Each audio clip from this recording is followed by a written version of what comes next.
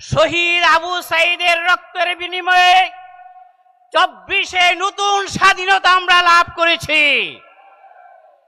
শহীদ আবু সাইদ রক্ত দিয়েছিল দুর্নীতি, দুঃশাসন, জুলুম, অত্যাচার এবং চাঁদাবাজির বিরুদ্ধে।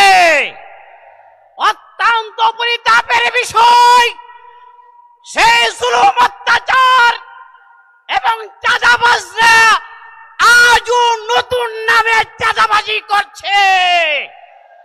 আমরা স্পষ্ট ভাষায় বলে দিতে চাই, যেমনি ভাবে এদেশে আওয়ামী দুঃশাসন টিকে থাকতে পারি নাই, এমনি ভাবে বর্তমান যারা নাকি চাঁদাবাজি করে দেশের জনগণকে অতিষ্ঠ করে তুলেছে, তারাও আগামী নির্বাচনে এদেশে পরাজিত হবে, পরাজিত হবে।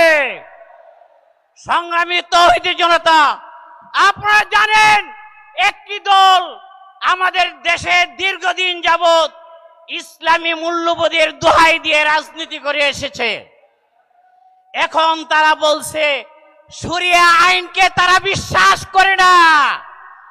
আমরা পরিষ্কার ভাষা বলতে চাই, যারা শরিয়া আইনকে বিশ্বাস করে না তারা এতদিন জাতিকে ধোঁকা দিয়েছে, জাতির সাথে প্রতারণা করেছে। জনগণ তাদেরকেও বিশ্বাস করে না। আগামীর বাংলাদেশ হবে ইসলামের বাংলাদেশ, আগামীর বাংলাদেশ হবে কোরআন সুন্নাহর বাংলাদেশ।